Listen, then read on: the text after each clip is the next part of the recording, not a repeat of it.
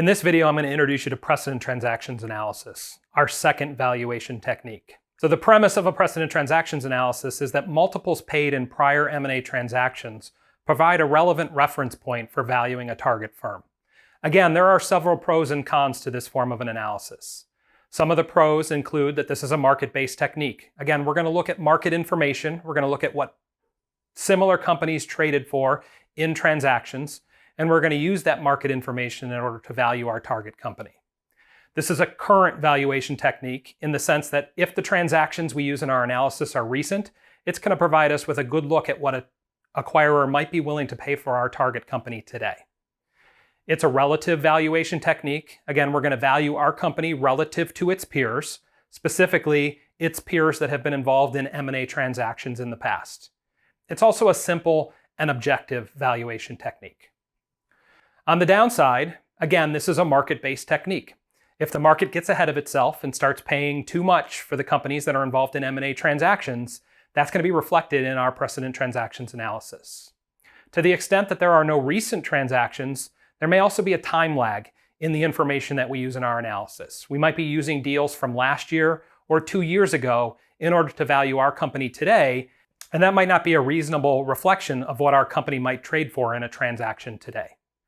There also could be an absence of comparable acquisitions. If there's not a lot of M&A activity in our industry, there might not be a lot of transactions that we can use in this analysis. Oftentimes, it's also difficult to find information on transactions. And this is particularly the case when we're talking about transactions that involve private companies, which don't have to disclose a lot of information about their M&A transactions to the broader market. And finally, understanding why an acquirer was willing to pay what they paid for a specific target often isn't easy. In many instances, an acquirer will only pay that amount for that specific target. Maybe they have proprietary technology, maybe they have trademarks, patents, or licenses that acquirer really wants, and they wouldn't be willing to pay that same valuation for another company, specifically ours. So a precedent transactions analysis is similar to the comparable companies analysis, which we previously discussed in many ways. The selection of an appropriate group of comparable acquisitions is the foundation for performing a precedent transactions analysis. So like our comps analysis, where we chose a set of comparable companies, in this instance, we're going to choose a set of transactions in which comparable companies were involved. However, under normal market conditions, when we execute a precedent transactions analysis, we're going to tend to result in a higher multiple range than a comparable companies analysis. And the main reason for this is precedent transactions analysis are going to capture those premiums that companies pay when they acquire other companies. When we do a comparable companies analysis, we're looking at standalone companies. There's no acquisition premium that's baked into those standalone company valuations. So again, for that reason, when we execute a precedent transactions analysis, we're going to tend to come up with a higher valuation result. Trying to boil down a precedent transactions analysis into 5 steps. The first step, like our comparable companies analysis, is to locate the universe of comparable acquisitions. So again, we're not looking for companies that are similar to ours. Specifically, we're looking for companies that are similar to ours that have been involved in M&A transactions. How are we going to find these? Well, there are M&A databases that we might use, and these M&A databases are used both in research and in practice. We can also examine the M&A history of the target and comparable companies that we use in our comparable companies analysis. So we've already identified who our most closely related comparables are in that previous analysis. If those companies have been involved in M&A transactions, those are good candidates for our precedent transactions analysis. We can review the merger proxies of those comparable companies to find which deals they used in their precedent transactions as well. And it's important to understand and to learn the circumstances and the dynamics of each of the transactions that we consider for our analysis.